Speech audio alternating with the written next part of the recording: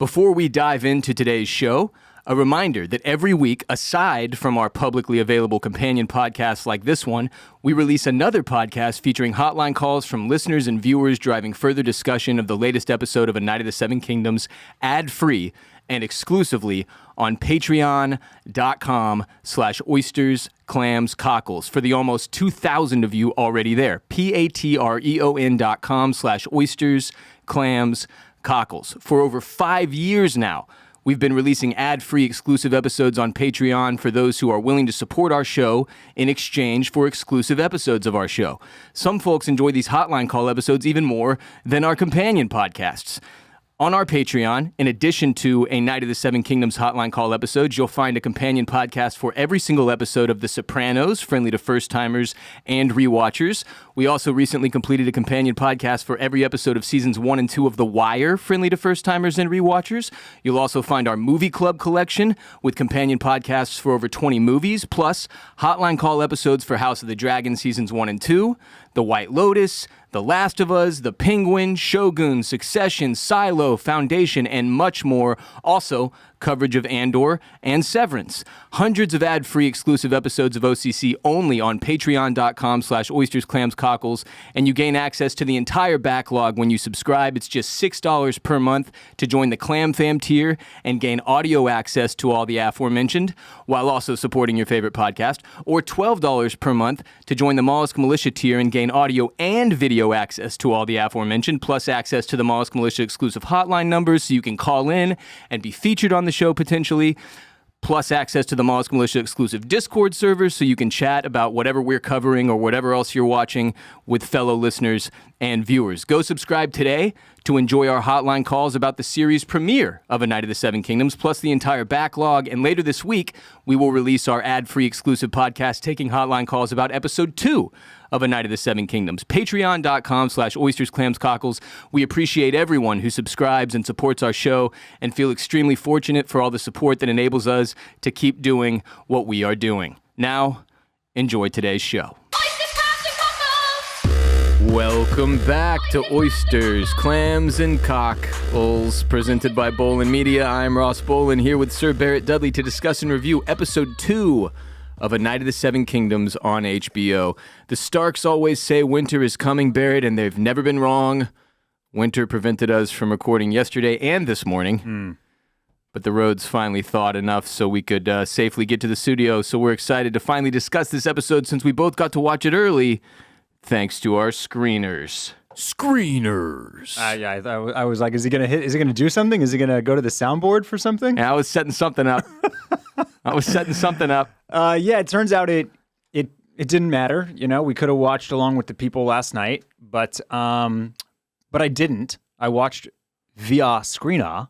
Yeah. And I did not go tune in so I could catch the inside the episode or previews last night. Neither did I. I'm recording as if I watched via screener. Yeah. We got screeners for episodes 2 through 6. Shout out to Warner Brothers Discovery for showering our houses with honor. We appreciate that.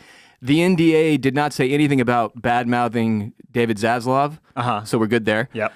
I promise to attempt to stop mentioning screeners after today. Okay. But we've been doing this show 10 years as of this year, and this is our first time really getting this kind of access. So just let us enjoy this, okay? Now, has screeners. has Fox reached out to offer us screeners for their new television program, Memory of a Killer, starring Patrick Dempsey?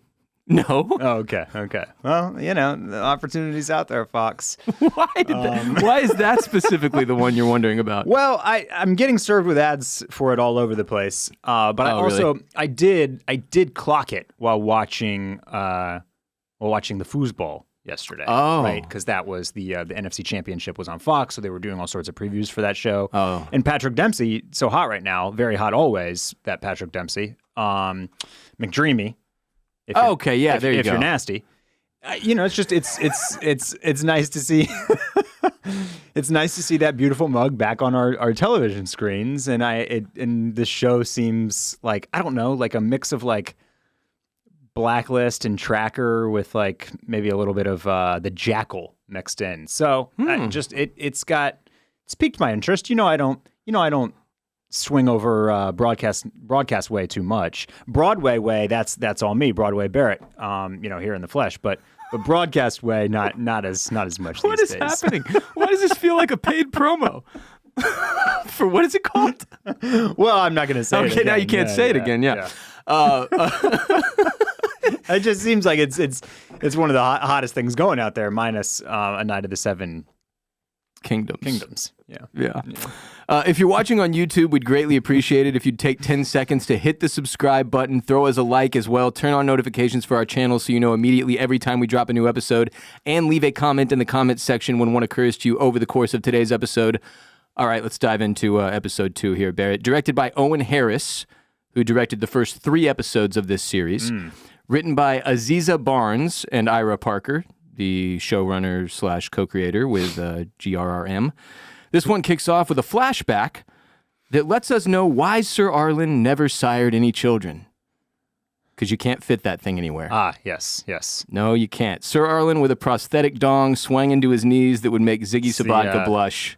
It sure would. R.I.P. James Ransone. Do you think that Sir Arlen ever jumped up on the top of any dive bars and swung that thing around? Because you got to think he probably did. I have to imagine that was one of his shticks. Yeah.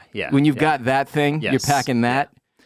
And also, you got to make use of it. Do you think, I know he didn't have a wife, but do you think he ever had any like girlfriends or fair maidens, wenches, if you will, that hopped on Phrasing. the Westeros-gram to blast out how his piece was the size of 2 Coke cans, and that's why they couldn't be with him any longer. And then he filed a lawsuit. And then he had to file a lawsuit because of that. Do you think that happened? It's very possible. Yeah. It's very possible. I would also think that happened. Yeah. If you don't know that reference, there was a former NFL player, I believe former, Matt Khalil, whose ex-wife Haley Bailey got on podcasts and just blasted out the news about the size of his manhood, which was apparently a huge problem in their relationship to everybody, and he's suing. He did. As a result, and rightfully so. Invasion of privacy. Rightfully so. Yeah, this was a big old prosthetic, Ross. And, Notably, to call back to our Patreon episode, I didn't catch any balls here. Oh, well, right? Couldn't see the balls past but I also that thing. was mesmerized. I was locked in on the giant hog on my screen. The fire hose? And so I did forget to look. We started episode 1 with poo-poo humor. Yeah. Just spraying diarrhea. We start episode 2 with a hedge knight's third leg. Yeah. So, irreverent. Indeed. That irreverency is being maintained here. Yes. Dunk is going around trying to find a lord who remembers Sir Arlen of Penis Tree so they can vouch for his honor and get him into this tourney. So over the imagery of Pennytree's flesh hammer, we hear Dunk's attempts at getting a lord to remember this man who Dunk claims knighted him. A veteran of 100 wars, but an enemy to none. He never complained, even as he was dying. He just got on with it. And then we have our Knight of the Seven Kingdoms title card pop up. Got on with it. Yeah. He's got a big old gash on his forearm that seems to be... Scars all over his body, man. But don't you think it's insinuating that that's what got him? Is it that he got this infected wound and got sepsis and died? Did the one on his arm looked real rough? Did it look it was fresher? Like an open, fresh wound. Oh, yeah. Then I think probably so. And then I think they show it again when he's like nearly falling off his horse. Later. Okay, yeah. So but he also had scarring like all lots over of him. those. Yeah. Mm-hmm. So I kind of almost believe the veteran of 100 wars thing. Yeah, absolutely. Although it's a lot of wars. It's a lot of wars. So we watch as Dunk kind of picks up his value system from Sir Arlen. They laugh together. They train together. We see as Sir Arlen clearly begins to start experiencing some kind of health complications on horseback. Alas, House Florent, House Hayford, and House Tyrell, shout out to Marjorie, they all say they know Sir Arlen not. I know him not, man. People really like saying that on this show. Egg says Sir Arlen must have been a shit knight if no one remembers him. This is undignified, sir. They're just going around begging people to please remember who this dude is so that our boy Dunk can get into the tourney. Screeners. Egg asks Dunk why he treats these royal lapdogs like they're his betters. Dunk says Sir Arlen was a great knight. Someone will remember him. Then we hear trumpets sounding, and in roll the Targaryens. Egg's eyes get real wide. He tells Dunk he's going to go check on the camp. He clearly doesn't want to be seen. Right. He asked Dunk for a sword or a mace, and Dunk's like, no, what? You've got your knife. Get the hell out of here. And I saw at least one comment from somewhere after our week 1 episode that maybe we got a little spoilery.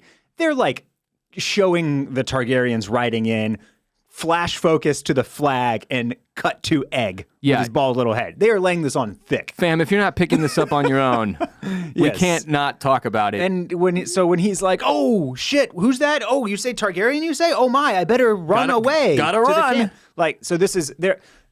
my point is, they're not trying to hide the ball on us on this one. Not really, no. It's not that important. Like, this is just part of the story, I'm pretty sure. I don't think it's going to be like some huge reveal down the line. Maybe to Sir Dunk, but that's right. But that's it. For us as viewers, you should be picking this up as they're laying it on very, very thick. Yeah. We meet Baelor Targaryen, firstborn son of King Daeron the Good, Prince of Dragonstone, Hand of the King, and heir to the Iron Throne, and his brother Maekar, who has no titles or anything. And his brother Maekar. No applause. So the current king is Daeron the Good. Daeron the Good. And the Hand of the King is Baelor. It's Baelor. Who is heir to the Iron Throne as well. Tell you what, man. These names, they're ringing a lot of bells. Yeah. And lots of bells being rung. And we're going to get hit with a lot more names over the course of today's show. I'm grasping at straws here, but don't I have a recollection that Baelor is the one that rode the giant-ass skull that's down in the crypts in the Red Keep? Can't recall if that was his. My recollection was Baelor the Blessed. Baelor the Blessed. Who built the Great Sept of Baelor. Oh, the Sept of Baelor. There you go. Which famously explodes. Yeah. Pretty sure again, I could be wrong, but I'm pretty sure he becomes king, and he's King Baelor the First Targaryen, and then he builds the Sept. Yeah, okay. Pretty sure. Yeah. But the Daeron the Good, Baelor, these are names that we definitely have heard before. I have no idea how they're going to dance around all this with Hot D Season 3 coming up later this year, but... And who knows if they even want to, considering George R. R. Martin's relationship with Hot D showrunner Ryan Condal at this point. Ryan Condal, who, by the way, is an executive producer on this A Night of the Seven Kingdoms show. Very, very weird tension there. Poor Maekar. He didn't get a lot of love on that from the trumpeter. There. He's not as popular. No. One of the younger Targaryens, Aerion, Aerion, Aerion Targaryen, son of Maekar, mistakes Dunk for a stable boy. Did you recognize this guy? No, other than that he has the hair that you had for Hot D Season 1. He did. He does have the, he went to the salon to get that done, I'm pretty sure. And he's a right royal prick. He's a right royal prick. This is Finn something, and I knew I recognized him, but it's a surprising one because Finn Bennett. But he is he's the young detective in True Detective Night Country. Oh, dude, yeah. Okay. His dad is like the leader of the police force at the beginning, and is maybe up to no good. I won't do spoilers there, but he's the young. He's basically Jodie Foster's protege. All right, yeah, Finn Bennett, big role for him. HBO family, they don't let you down. It's good to get in on the HBO. They keep you around. But yeah, he's a dick to Dunk. They have some back and forth. He basically does the valet key toss to the person that's not the valet. Exactly, yeah. Except the horse version of that. Some guy gets kicked in the face by a horse. Dunk walks that horse to the stables, calms it down. He's a horse guy, Barrett. He's got a real relation. I can tell. With the horses, He connects with them on a spiritual level. You've heard of Horse Girls. He's a horse guy. Horse boy. Yeah. In walks Sir Roland Crakehall and his sworn brother Sir Donald of Duskendale. These are Knights of the Kingsguard, badass armor. These guys are so swagged out. Two ruggedly handsome, just gents here. They were putting down like Brad Pitt and Clooney vibes. A little bit, yeah. Kind of grizzled old vets. Joshing around together. Yeah, go ahead. So Roland asks Dunk if he rides his horse into battle or if it rides him. He's quite the rascal, Roland. Dunk talks to Sir Donald of Duskendale about how Sir Donald's father was apparently a crabber. And Dunk asks how the son of a crabber came to be a knight of the Kingsguard. And his response is, Same way we became crabbers. Dunk contemplates what Sir Donald meant by that. What did he mean, Barrett? I have no idea. I will say this. I went back and there are I think 3 different scenes in this episode that I rewatched after watching because they kind of made my head spin a little bit. And this was one of them. No idea what he meant. We'll come back to it and maybe talk a little bit about it a little bit more later in the episode. But the most important that these two guys do is, we talked a lot about this in Pluribus, about how they would kind of pose a question and then they would come back the next episode and they wouldn't leave us hanging. They would just answer the question, right? And in week 1, we had a big one, right? Which is how do these folks wipe post poo-poo with the hay? Ah, right? Hay. Roland has never deigned to disturb his arsehole with hay. There you go. They answered it for us, He needs a proper shitter. He needs a proper shitter. He's highborn. He's not used to the hay. Yeah. He's a home base guy like me. Yeah. Shipbreak guy. So they got the hay for the horses, for the barns. It's also their toilet paper. Unfortunately, not a proper shitter nearby, as Dunk has to inform him, which he is bummed about. When he said the same way we became crabbers, the only thing I could surmise is they just went after it and made it happen. They took it and made it happen. That's pretty much what I've got too. You want to become a crabber? You go start crabbing. You want to become a Knight of the Seven Kingdoms? Crab feeder, walk like crab. Oh, for God's sake. What else happens in the stable? Oh, are you Baelor Targaryen? Then would you move the fuck out of the way? It's so good. I loved Screeners. I loved this episode. Yeah, that guy was awesome. He was so perfect for that. Don't need this scene at all. Completely irrelevant. Just 5 seconds more of humor to throw at us for fun. Because what we're doing here is having fun. We're having fun in Westeros again. Yeah. It really, honestly, the contrast between this show and House of the Dragon is not good for House of the Dragon. Yeah. Because this is so much more fun. Right. Right? And Game of Thrones famously was very, very fun while also being dark and heavy for the first 5 seasons. Yep. And then the tone shifts in the final few seasons to become much more self-serious, almost a lot like Harry Potter. The first several movies are very, very fun. And then it gets dark and heavy and adult, right? House of the Dragon has always carried the tone, the darker, heavier, more self-serious tone of the final few seasons of Game of Thrones, where A Knight of the Seven Kingdoms is coming in and being like, we're going to give you early days Thrones vibes and double them. Yeah. So there's just tons of silliness and irreverence and fun and humor, and it's made it a blast so far. I can tell you from personal experience, when you launch your own business like I did back in 2019, there's a lot of groundwork that has to be done. I needed a website to represent Bolin Media, an online store to sell merch for our shows, email addresses for myself and employees, the ability to run email campaigns, and it turns out all I really needed to accomplish all this was Squarespace. Today's episode is brought to you by Squarespace. Here at Bolin Media, we registered our domain through Squarespace, built our website with Squarespace. Our emails go through Squarespace. Squarespace really made it possible for us to get up and running quickly and effectively and to make sure Bolin Media had a high-quality website to represent ourselves for potential clients. Squarespace gave me everything I needed all in one place, and they can do the same for you. From consultations to events and experiences, from your website where you showcase your business to getting paid on time with professional on-brand invoices and online payments. You can even streamline your workflow with built-in appointment scheduling and email marketing tools, so no matter what kind of business you're building, Squarespace has you covered. Squarespace is the all-in-one website platform designed to help you stand out and succeed online. Whether you're just starting out like we were in 2019 or you're scaling your business to make it bigger and better, Squarespace gives you everything you need to showcase your business, grow your brand, and get paid all in one place. And if you're thinking, damn, I don't know anything about building websites, neither did I, and you don't need to. That's the point. That's what Squarespace is for. With their collection of cutting-edge design tools, you can build a beautiful professional online presence that perfectly fits your brand or business without any experience. You can start with Blueprint AI, Squarespace's AI-enhanced design partner, or simply choose from a library of professionally designed and award-winning website templates, which is frankly what I did. But no matter where you start, your website is flexible to what you need with intuitive drag-and-drop editing, beautiful styling options, unrivaled virtual design effects, and on-brand AI content, and more ways to list what you offer. No experience required.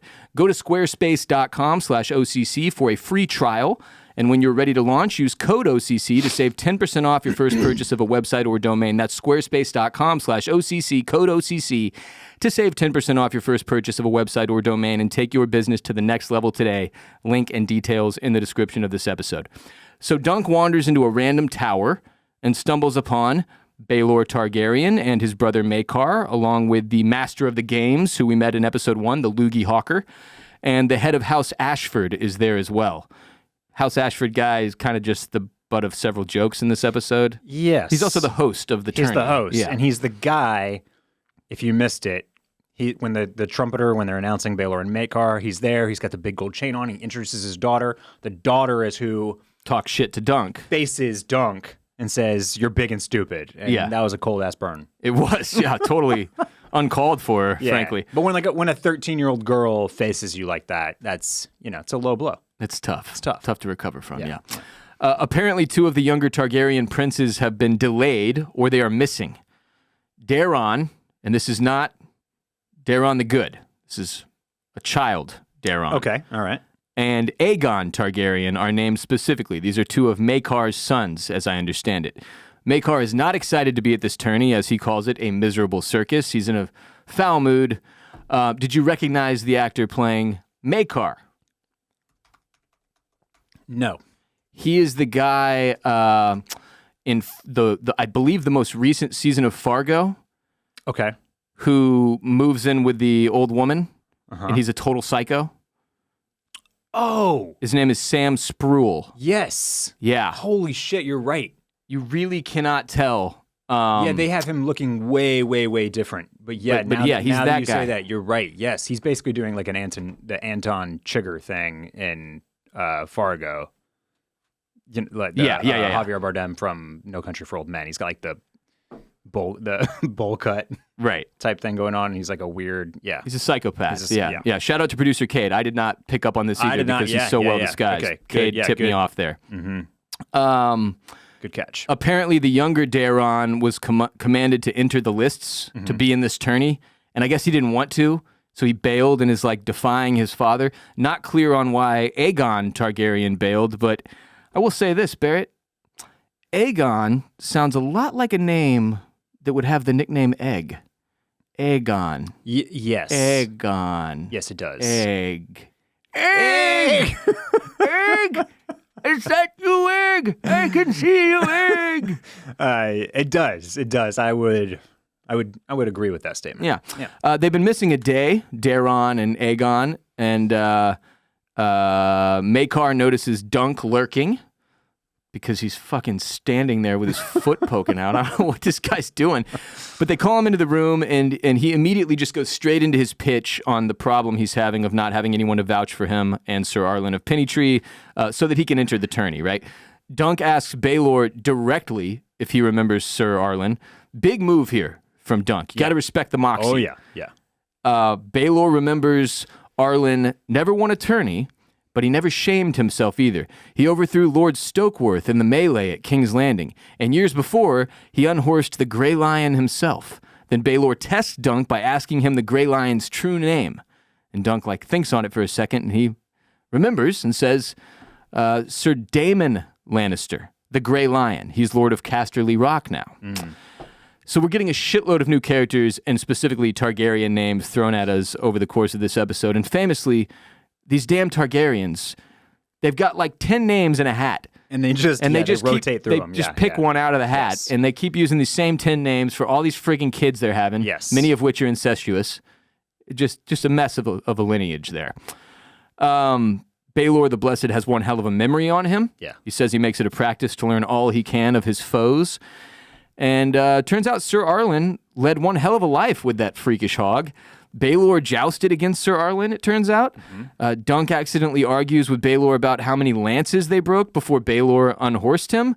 I believe Baelor that it was 4. Yes. Because Arlen strikes you as the type of gent who would throw a few extra lances on there. Yeah. And he was a drinker, and he whored. This night had a few tales, Ross. Indeed. Yeah, so he was, and what does Baelor say? He's like, yes, time tends to make the tails grow taller or something like that. Yeah, the old fishtail thing. Yeah, he's got a good head on his shoulders too. This Baelor, he's a good guy, is what is, is the point here. Which, one of the points. It's rare in Game of Thrones to meet a royal that is so seemingly kind. Yeah. And just decent. Down to earth, decent. Yeah. Exactly. Which scares me a little, but we'll see. We'll see what happens. The old man, Sir Arlen, used to say that Dunk was as thick as a castle wall and as slow as an aurochs. What the hell is an aurochs? That's got to be some type of ox, right? Yes. Yeah. Yes, it is. Looks very similar to an ox. It's an extinct species of bovine, so no longer around. R.I.P. aurochs. Considered to be a wild ancestor of modern domestic cattle. Okay. How about that? You learn something new every day. Baelor sounds like a really good dude. Like we said, rare in the Game of Thrones universe. Baelor says the decision to let Dunk enter the lists rests with the master of the games, but he sees no reason to deny him, basically saying, put him in. Yeah, put this guy in. Yeah. Put him in, coach. So Baelor gets our boy on the lists. Yeah. He's on the lists. Crazy that Dunk just strolls through an open door into what I assume is like the household of Sir Ashford? I have to think so. Mr. Ashford? Yeah. Yeah, Mr. Ashford has hooked them up in the guest house or whatever, yeah. And he just walks on in there. No guards at the doors? Strolls through the back, and then they're like, hey, what the hell are you doing here? And then he does his elevator pitch, and they're like, yeah, all right. Well, at one point as he's starting his elevator pitch, one of the two, I can't remember if it was Baelor or Makar, goes, what the hell is going on? Like, it's another very funny line that just kind of sneaks in there. Good for Dunk. And I wanted to ask you this. With the opening in mind, showing them kind of like, on their travails, if you will, and then this scene here where Baelor and Dunk have this back and forth, and they kind of talk about Arlen and just kind of profess their good values to one another. Are you having second thoughts about whether Dunk was actually knighted or not? No, I still think he lied. You still think he's bullshitting? Yeah. Okay. Yeah, I still think he took. That doesn't mean Dunk is not a good guy or an honest fella. Right. I just think he saw this one opportunity, and that it is, like we said in our episode 1 pod, like it's similar to Guillermo and Nandor. Like he clearly earned it. Nandor just never got around to turning him into a vampire. Dunk clearly earned it. Yeah. Arlen just never got around to turning him into a knight, and then he friggin' died. Yeah. So I'm still operating under the impression that Dunk fibbed a little there to better his standing in society and make some moves. I feel like Egg is probably going to ask him at some point about the knighting story, and we're going to get a smash cut / flashback to what happened, exactly. I don't know, because we got that one flashback of him asking, like, one day you'll make me a knight, right, sir? True, and him just completely getting ignored. Yeah. So we'll see. We'll see. Very well, sir. You are grateful. Now fuck off, says Makar. Baelor tells Dunk not to mind his brother, that his sons are missing and he fears for them, and Dunk's response is, I trust they will not be found dead. Just couldn't think of something good to say. Baelor tells Dunk that he has to make his own sigil. He can't use Sir Arlen's. You must needs find a new device, sir. A sigil of your own. I love the medieval speak, dude. Just does something for me. And then Dunk tells Baelor thank you, ensures him that he will fight bravely on the lists, and he leaves. If you're a nicotine pouch person like me, listen up, because today's episode is also brought to you by Lucy. Lucy makes what I believe to be the finest tobacco-free nicotine products in existence. I had one of my Lucy breakers right before recording. So what makes Lucy the best? We're talking 100% pure nicotine, always tobacco-free, made for your nicotine routine, and delivered straight to your door. You simply choose your form. They've got pouches, breakers, which are basically pouches with a little ball in them that you can bust for an added flavor burst, or gum. Then you choose your strength, anywhere from 2 milligrams to 12. You choose your flavor, mint, apple ice, espresso, mango, etc., tons of flavors. Then save yourself from the weekly gas station stop by signing up for a monthly subscription. There's no commitment. You can cancel anytime, and boom, get that Lucy delivered straight to your door. Like I said, I'm a breaker boy, love the breakers, breakers only. I get mango breakers to be exact. That's the flavor I get every single time, and I love it if you're looking for somewhere to start. Lucy has the perfect balance of nicotine and flavor, and in their breakers pouches, there's a little ball you can bust for an additional flavor burst, which is awesome. Lucy is superior to any other pouches I've tried, and like I've said, I've tried them all. A lot of the other people's pouches make your mouth feel all dried out, give you that cotton mouth crap. Lucy is juicy. Not going to leave your mouth dry, which is huge if you're a pouch user. You know how annoying that can be, especially if you're a pouch user and a podcaster like me. Let's level up your nicotine routine with Lucy. Go to lucy.co/OCC and use promo code OCC to get 20% off your first order. Lucy has a 30-day refund policy if you change your mind. Again, that's lucy.co/OCC, code OCC to get 20% off. And here comes the fine print. Lucy products are only for adults of legal age, and every order is age verified. Warning, this product contains nicotine. Nicotine is an addictive chemical. Next, we are with Dunk and Egg watching yet another play. This one is about Florian the Fool, and Dunk's lady crush is like the leading lady in the play. She's like on stilts. She's like 15 feet tall in this play. Her and Dunk lock eyes. Then he goes to meet her after the play. She shows Egg how she does the fire tricks with the pollen they collect along the way as they travel. Does that work? Is that a real thing? You throw pollen in an open flame, it just goes...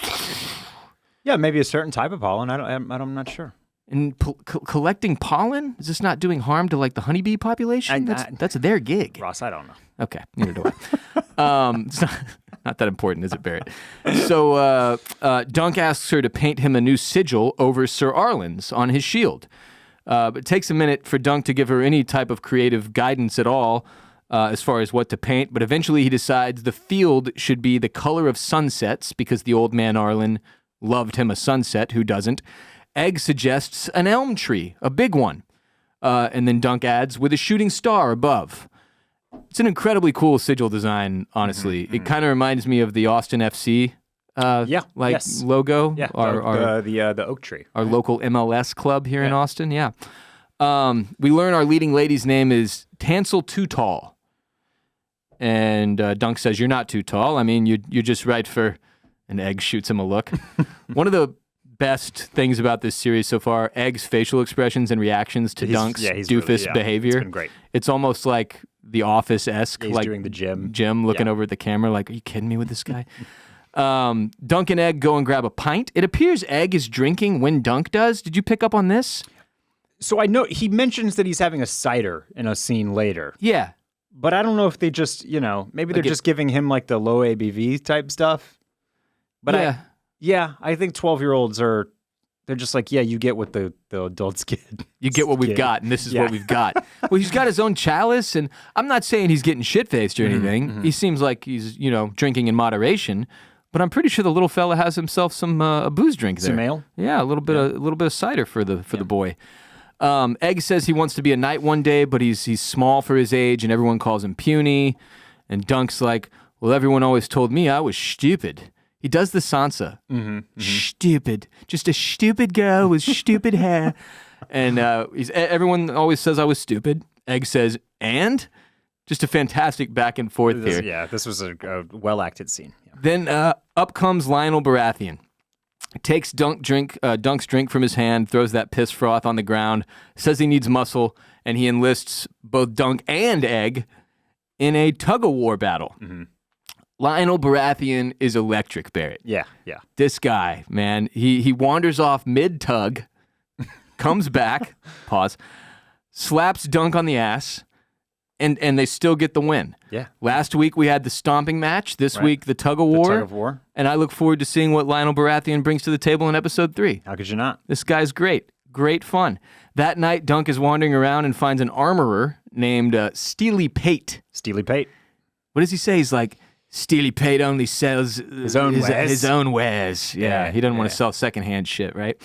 Steely Pate's a sick name for an armorer, though. Yeah. Dunk is really impressed with this guy's stuff, and he needs a full set of armor for tomorrow. I hadn't even considered this, but he literally does not have any of the required equipment. Yeah. Now he's gotten himself on the lists, right? But he's got to go find some armor.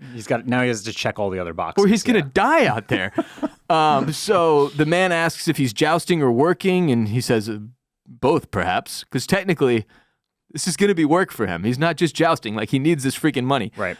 Rather than a helm that looks like a winged pig's or fancy foreign fruit, he gets good steel, strong and plain. Good steel. Yeah, I love good steel.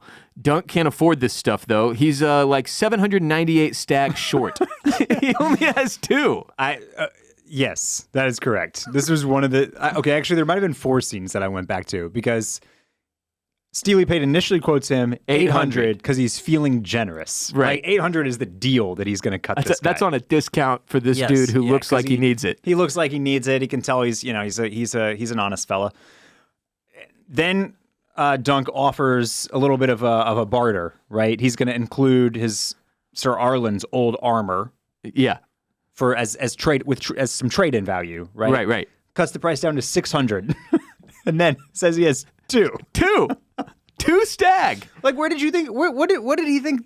What do you think the two stags were going to get him? Maybe he was just hoping for a situation like this where somebody kind of cuts him a break. Yeah. Well, but this guy did cut him a break, and he's still 598 stags short. Yeah, which I mean, you get the feeling is an amount of money that Dunk has never come anywhere close to seeing. Yeah. Right. Yeah. So Steely Pate feels bad, gives him a discount to 600 stags, says the two stags buy him a day. Basically, I'll hold these two stags. You have a day to come up with the rest. Yes. Is the impression that I got. And I did have to rewatch this to fully pull out. I was like, wait, did he rent it? Does that mean he's going to work on the armor for a day? And or does he get to keep the armor for one day and then he's got to bring it back? Like, what are we doing here? But no, pretty sure he's saying, all right, that's what it is. I'll take these two. Go find the other 598. Next scene is him selling one of the horses. Yeah. So Duncan assures Steely Pate that he'll get it all back. He swears it. He means to be a champion here. And of course, Steely Pate is like, oh yeah, do you? Think all these other folks just showed up to like? I loved this line too. You? What a great line. I mentioned watching the football yesterday. All these guys after the post game, it's like they all want to give the glory to God, which I have zero problem with. But I always wonder, it's like, what did God just likes you better? You prayed more? CJ Stroud. I hate that. CJ Stroud, our losing quarterback on the Houston Texans, who is currently going through a serious professional crisis. He actually took time to explain this after our loss to the Patriots. Okay. And he was like, it's not that we think God has picked our team.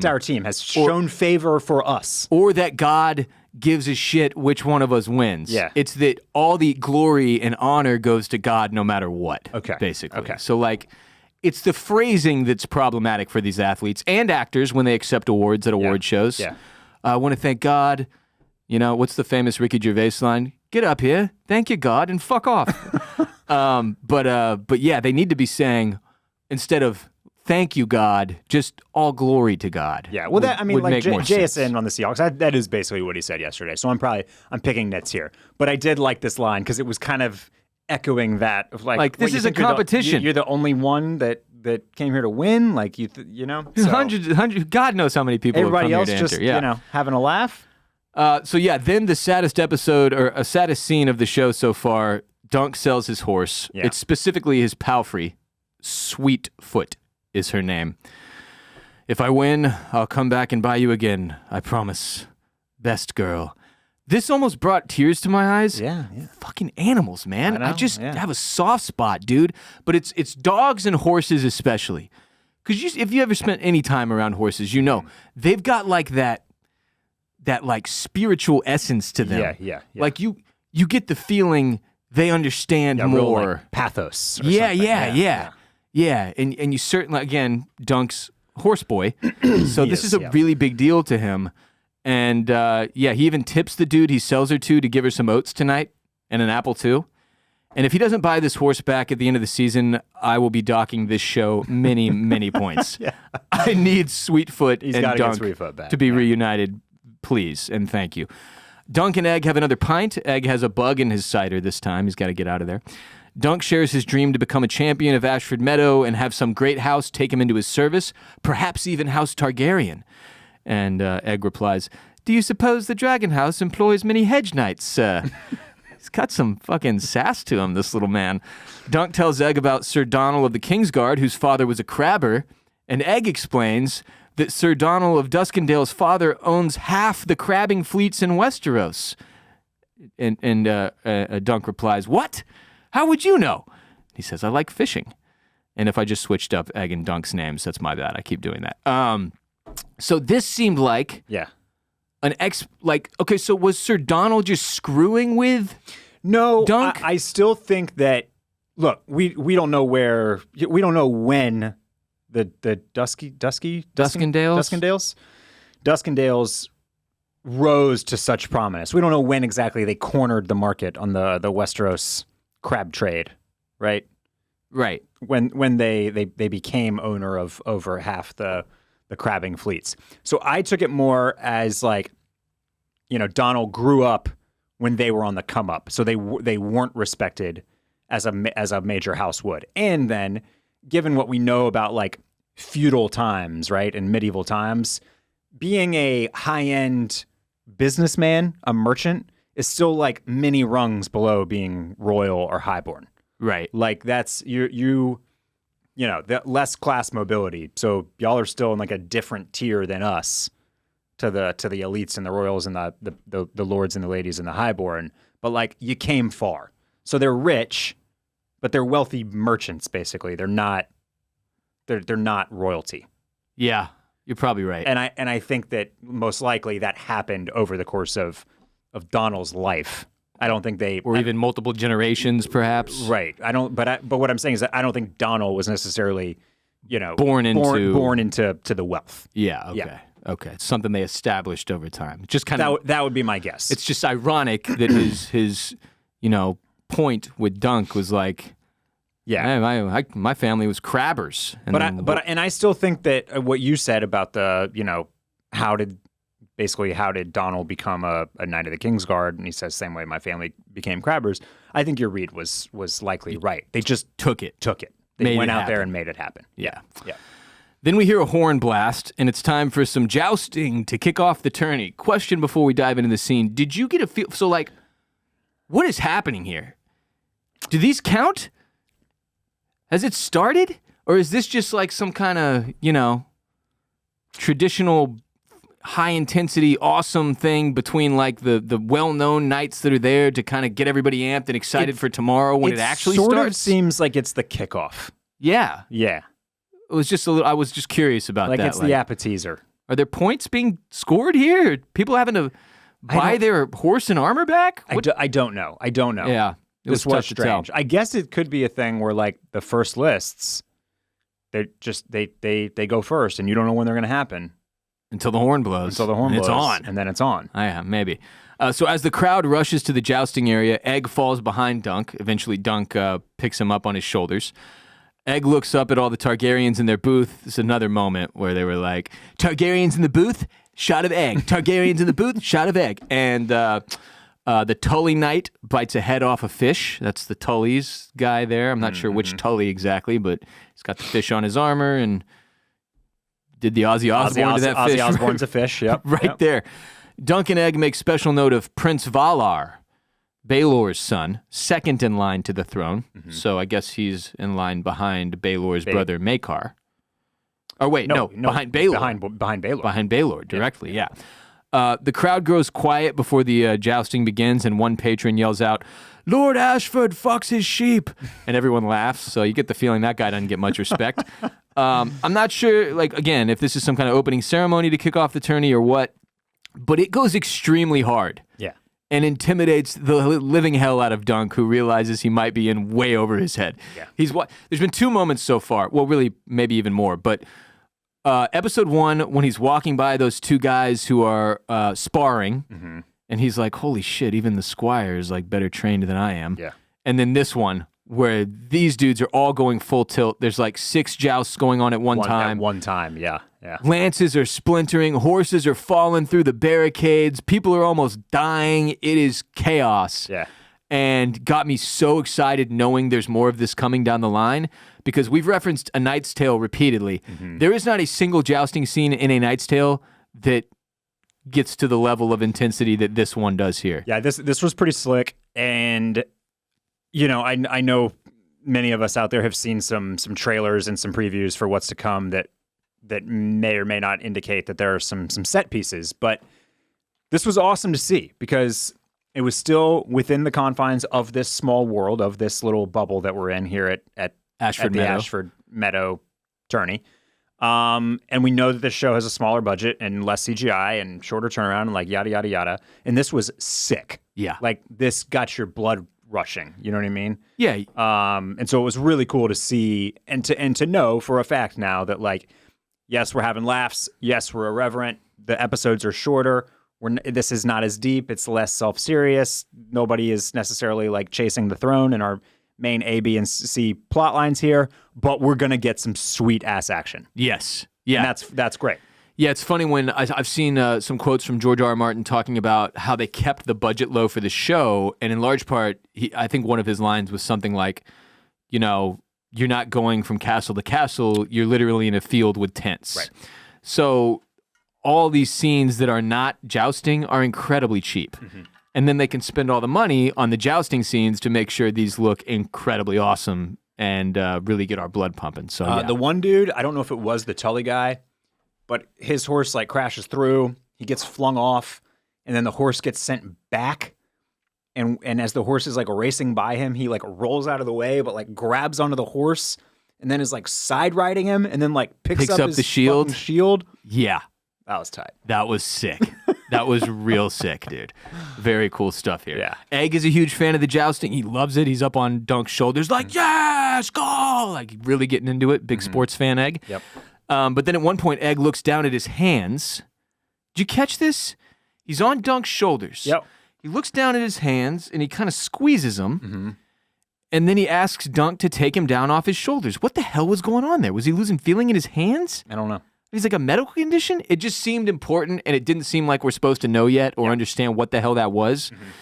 But if you thought, well, he wanted to get down so that he's not spotted, no, because he goes straight to the front line and gets literally up on the fence to watch the rest, and Dunk follows him up there. But something was going on, because he grips his hands and seems worried about it and asks to be put down. So it's something to put a pin in for sure.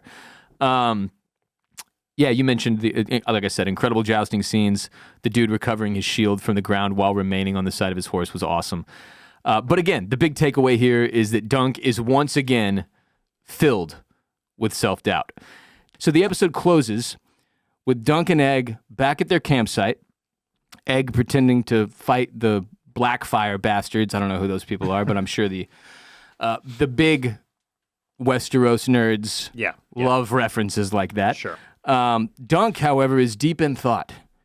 He asks, do great knights live in the hedges and die by the side of a muddy road? I think not. Sir Arlen wasn't as gifted with a sword or lance, and he drank, and he whored. And he was a hard man to know. He made no friends either. He lived nigh on 60 years and was never a champion. What chance do I have, truly? But he was good to me. I wasn't his family, but he kept me like we were. He raised me to be an honorable man. And all these noble lords can't even remember his name. His name was Sir Arlen of Pennytree, and I am his legacy. On the morrow, we will show them what his hand has wrought. Takes a big bite of hard salt beef. Roll credits. Yeah. Good speech. Yeah. Good pump-up speech. Indeed. See, because I think it evolves. It does. Right? Because I think he starts out sad and full of self-doubt, and by the end, you're like, oh shit, this dude's like, you know, gonna bring the fire. This is his motivation. Yeah. Nobody knew Sir Arlen. Right. Baylor gives him a chance. I think the fact that nobody remembered this guy and would vouch for him or anything like that's lights a fire under his ass. Lights a fire under his ass. Absolutely. Now he really wants to fuck all these guys up. Yeah. Beat them down and win this thing. Yeah. Yeah, very exciting stuff. Not a single cloud on the ear in this episode, man. Kind of bummed about that, to be honest. But I get it, though. When you drop like 6 in episode 1, you got to pull it back, you know? Right. I still think there will be more. There've got to be more. It's like a signature line for Dunk. Come on. Seems like it, yeah. I also I want to see the line used, but I don't want to see Dunk give Egg a clout on the ear. Well, certainly not. You know, I don't want to see the child abuse. I just want to hear about it. I want to laugh about it. Best scenes for me. The Sir Arlen opening with the giant fire hose, just so ridiculous. Again, important to have these irreverent scenes up top to continue to set the tone because we are doing something different here. And it was just fun after that. Penis aside, it was cool to see these sort of flashbacks to Dunk's journey with Sir Arlen. And I feel like we got some happier moments between the two of them. Them laughing under the tree, eating the hard salt beef with each other, and I don't know what the hell they were laughing at. I think they're both just crazy. Nice clock on the hard salt beef because I didn't know why they called the episode that.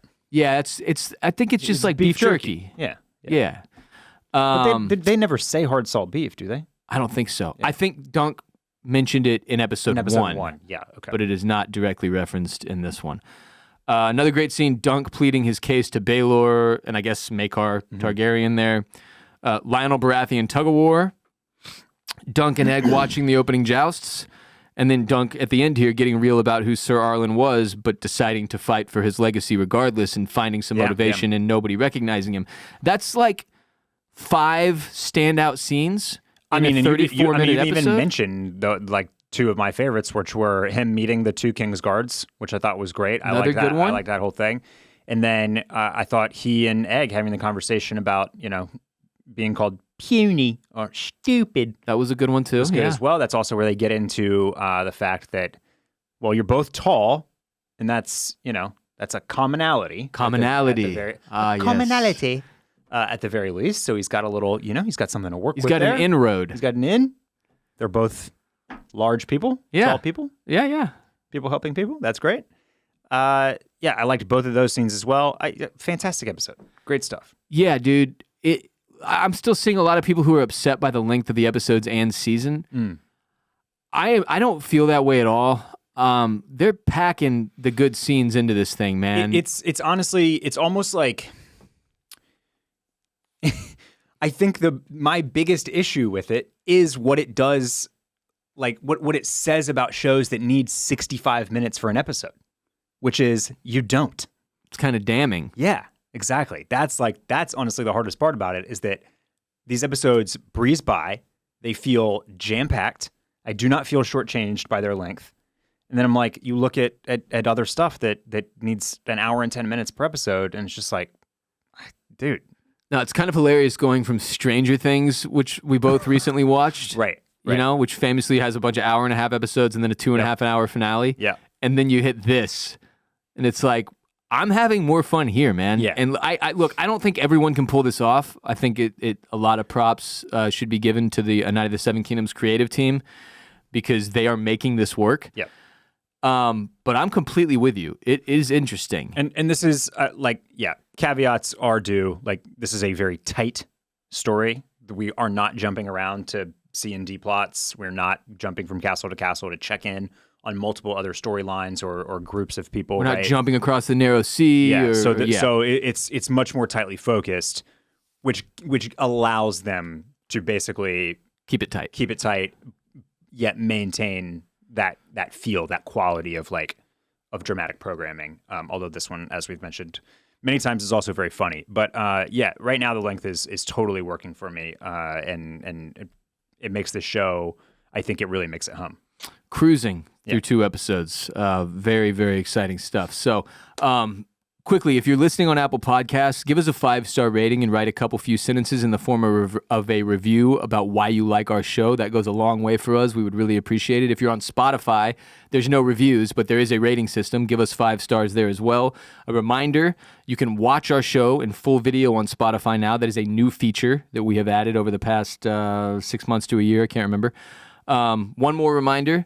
If you want to watch on YouTube, go to youtube.com/@oystersclamscockles. If you're watching on YouTube right now, hit the subscribe button, hit the like button, turn on notifications, leave us a comment. All those things help us out. Again, we have screeners for the remainder of the season. So, weather permitting, our companion podcast for episode 3 will be released Sunday night after the episode airs. Now, of course, that was our plan for this week, and then hell froze over down here, and our city is not equipped to deal with this type of weather. So we've been stuck in our homes for 3 days. We gotta get rid of this ice, man. We gotta get rid of it. But we will get episode 3's pod out as soon as we are able. And follow us on social media. You can search Oysters, Clams, and Cockles on TikTok, on Instagram, on Twitter, on Threads, and on Facebook. Barrett and I are both on Instagram and Twitter. Barrett's at Barrett Dudley. I'm at WR Bolin. Barrett, any last words? Oh no! Looking forward to getting some calls about this episode, and everybody stay warm and stay safe out there. Stay warm and safe. I like that. Screeners. Until next time, keep doing what you're doing.